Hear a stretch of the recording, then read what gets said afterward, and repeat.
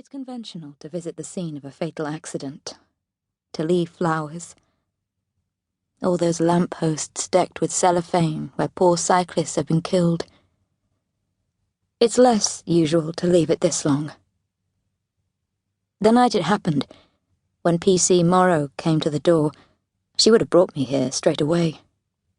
The patrol car was waiting. My sister Peggy stopped me. She told Morrow I needed to go home with her, not drive 5 hours to a wet, windswept Cornish roadside to smoke and wreckage. It would be insane, she said. I could go another time. Zack was gone. There was nothing I could do. And it wasn't as if I didn't know what happened. Morrow, fresh from her family liaison training, went over it again and again.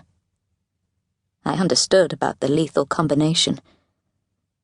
The sea fog and the wet road, the sharp bend, the soft-top roof, the bottles of his favourite distillery-only whiskey on the passenger seat, the oil paints, the solvent-soaked rags in the boot, the thick trunk of the tree, the disastrously placed tree.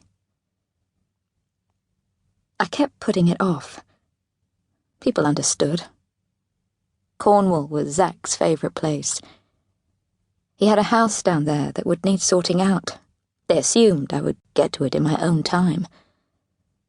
But then, in the days and weeks that followed, I began to dread it. Seeing the emptiness of his bungalow. Feeling the loss of him all over again. I feel a shiver up my back. The clouds are thickening. A gust whips my coat. I must hurry up, get this done, return to the car before it gets any darker. A motorbike overtaking a lorry howls. I step back. This thing that had seemed so necessary when I was 200 miles away has started to feel mad. Reckless. I pick my way along the narrow crumbling shoulder between the white line and the barrier. 1 foot in front of the other. That's how you get through. Everyone tells you that. 1 step at a time. I focus as hard as I can on the littered ground. A hamburger wrapper smeared with ketchup. A used condom, oddly bright in the polluted grass. A polystyrene cup lodged in the barrier flips and flaps every time a car passes. As I near the bend, a horn blares, in anxious warning, maybe, or perhaps in astonishment at the mad woman in the road with her hands full of flowers. When I get there, I'll put the hyacinths down flat at the base. Is that right? Or do they need to be higher?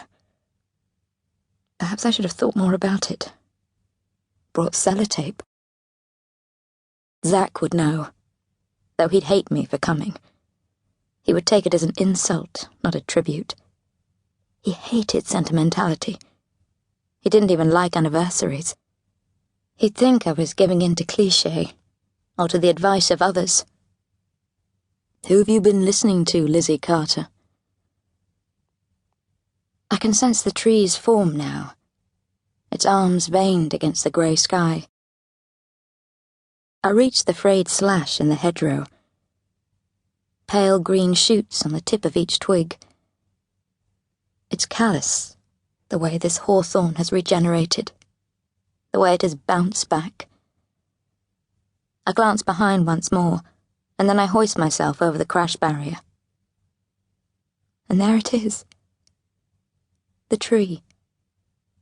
An oak. Oddly dignified despite the deep gash in its gnarled bark. Zack's tree. I reach out to touch it, to feel the rough grooves of the bark with my fingers. I rest my head against it. My eyes fill. My friend Jane didn't think I should come on my own today. I made her laugh to prove I could cope. I put on a funny voice and talked about my ceremonial visit, my ritual deposit of floral tribute. phrases. To keep listening to this audiobook, I've left you a link in the description so you can do it, at no cost thanks to Audible's 30-day free trial.